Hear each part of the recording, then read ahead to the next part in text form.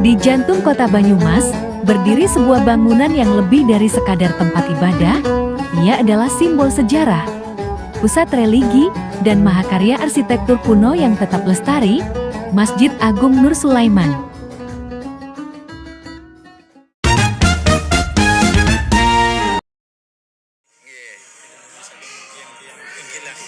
Terus pendeknya uniknya netral.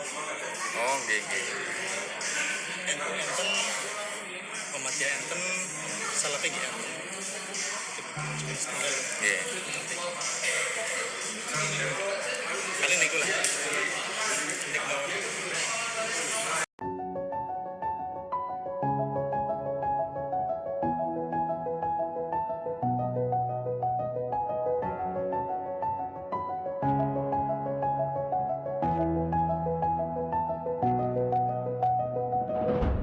Yang membuat masjid ini istimewa adalah arsitekturnya.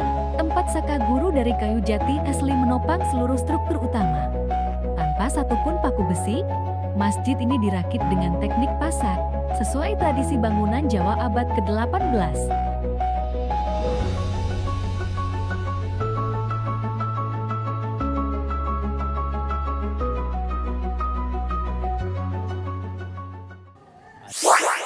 Dibangun rumah kabupaten itu tahun 1755, dan justru pada saat itu adalah pada masa pemerintahan Bupati Banyumas yang ke-9, bukan yang pertama. Kalau Bupati Banyumas yang pertama kan Raden Djoko Kaiman, atau yang diberi gelar Raden Adipati Merapat, karena ketika beliau itu menjadi Bupati Banyumas itu wilayahnya sangat luas, ya, sampai timur, barat itu sangat luas. Maka beliau sebagai Bupati, yang dulu beliau adalah merupakan sebuah jabatan yang dianugerahi oleh Sultan Pajang pada zaman Kerajaan Pajang, maka beliau untuk menjadi Bupati Banyumas yang pertama. Karena luasnya wilayah Banyumas kemudian dibagi menjadi 4. Kira-kira gambaran sekarang ya ada 4 karsidenan gitu ya. Nah, maka beliau diberi gelar juga Raden Adipati Merapat, bupati yang membagi Banyumas menjadi 4. Nah, pada masa bupati yang pertama itu belum ada rumah kabupaten, termasuk kedua, ketiga, baru bupati yang ke-9 dibangunlah rumah kabupaten sebagai ibu kota pemerintahannya. Ya, yaitu tempatnya ini alun-alun, dan di sebelah utaranya itu ada pendopo. Nah, di situ ibu kota atau apa? Artinya masjid ini dibangun satu masa, satu zaman dengan pendirian rumah kabupaten, yaitu tahun 1755. Bagaimana kita mengambil satu kesimpulan bahwa masjid ini berdiri tahun 1755 pada zaman pemerintahan Bupati Banyumas yang ke-9 itu, yaitu pada saat pendirian rumah kabupaten. Karena pada tahun itu zamannya ada latar belakang zaman, diantaranya pada waktu itu adalah zaman kerajaan. Lebih tepatnya tahun itu adalah zaman kerajaan Mataram, yaitu Mataram Islam. Pusatnya di Yogyakarta dan di Surakarta. Nah, Banyumas pada saat itu bukan kerajaan, bukan. Banyumas juga tidak ada raja atau sultan, tidak ada. Tapi Banyumas itu masuk wilayah kekuasaan kerajaan Mataram Islam. Ya. Pusat kekuasaan kerajaan Mataram Islam tadi di Yogyakarta, Surakarta, karena terbagi menjadi 2. Tapi kekuasaannya sampai ke barat, yaitu sampai Banyumas. Begitu.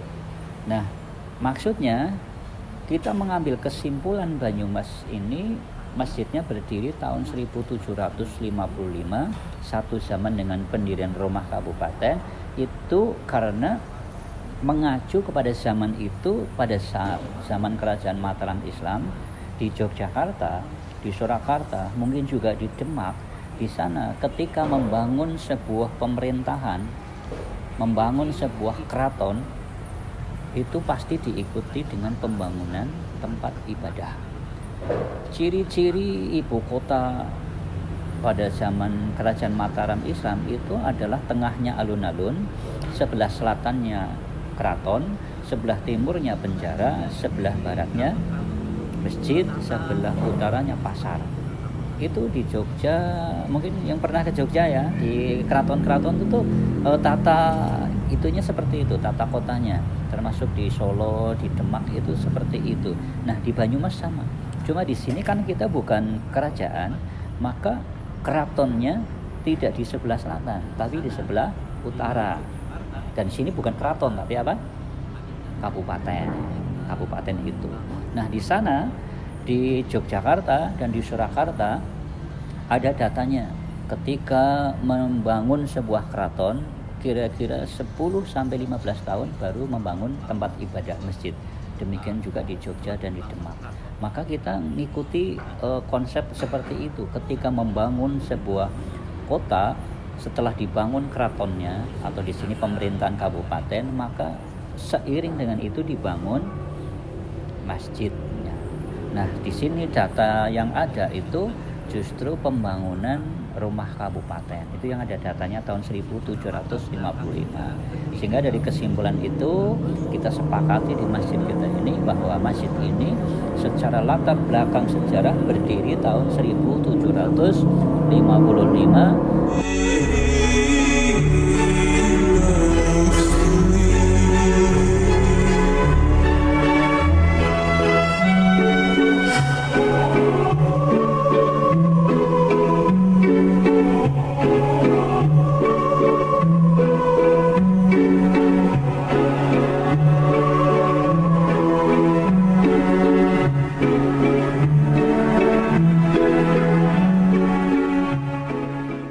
Masjid Nur Sulaiman Banyumas ini masjid yang sangat unik, masih mempertahankan budaya zaman dulunya, budaya Jawanya, dan masya Allah masjid itu informasinya yang kami dapat itu sangat mengayomi masyarakat. Jadi kalau pernah kesini waktu puasa itu ada makan buka puasa itu bareng-bareng. Jadi sini semuanya benar-benar yang kesini merasa dimanusiakan. Dan Masjid Nur Sulaiman didirikan tahun 1755.